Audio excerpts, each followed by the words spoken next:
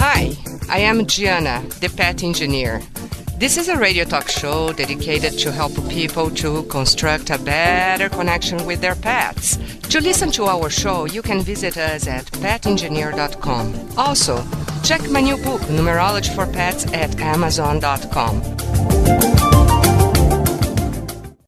I had the pleasure to attend the Tender Loving Canines Assistance Dogs event called An Evening with Temple Gradin, who talked about autism and animals. Temple Gradin is an advisory board member for Tender Loving Canines Assistance Dogs, and just before her presentation, I got an exclusive interview with her. This is a live interview. Temple, thank you so much for your time. Thank you so much for having me. How would you characterize the relationship of an animal and an autistic person like yourself?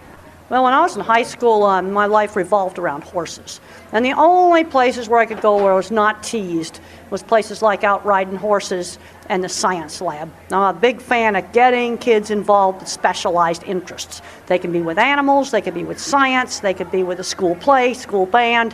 It could be a whole lot of different things. Do you feel animals can understand you? If yes, how? Well, I'm a total visual thinker.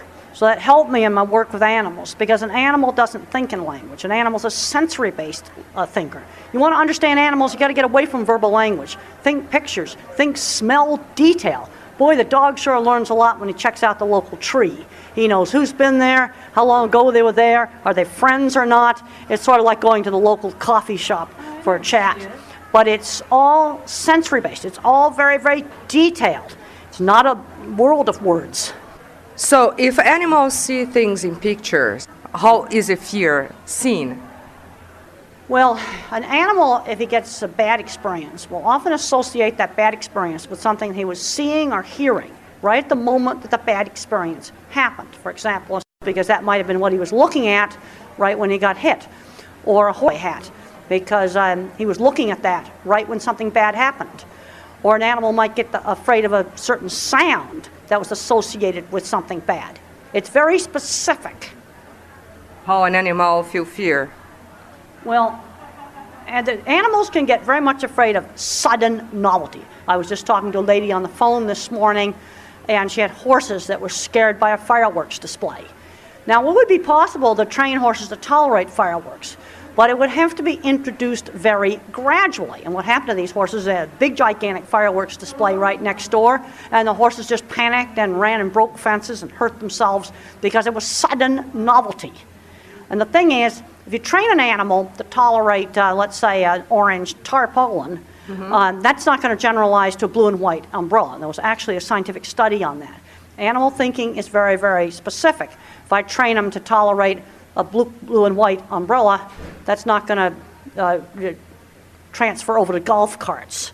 It's important to get animals accustomed to different things before you take them into the city or you take them into a show. I don't know how many times people say to me, my horse was fine at home and he went crazy at the show. But there's a lot of scary things there that you might not have at home, like bicycles and flags and balloons. Now, the best way to get that animal accustomed to something like a bicycle is to just gradually introduce it home. Let the horse or the dog just walk up to it, investigate it, because new things are attractive if the animal can just slowly and voluntarily go up to them.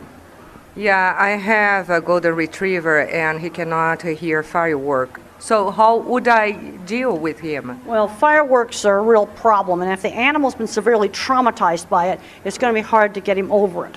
Now, what should have been done would have been to maybe put the sound of fireworks on an audio recording, and then very carefully, slowly make it louder and louder, and then the dog could get habituated to it. But the problem is when the dog was first introduced to fireworks, because all of a sudden, bam, bam, bam, bam, bam, all this very scary stuff.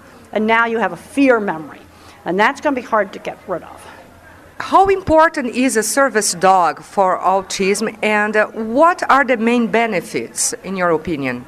Well, there's several benefits. One is just as a companion for the child, a social icebreaker, and then there's some very severe kids where they actually tether the child to the dog so that the kid will not run off. Another common use for a service dog is a therapy dog. where the child's working with the teacher and the dog is used as a motivator to get the child to do his lessons. Temple, thank you so much for your time. Thank you so much for having me.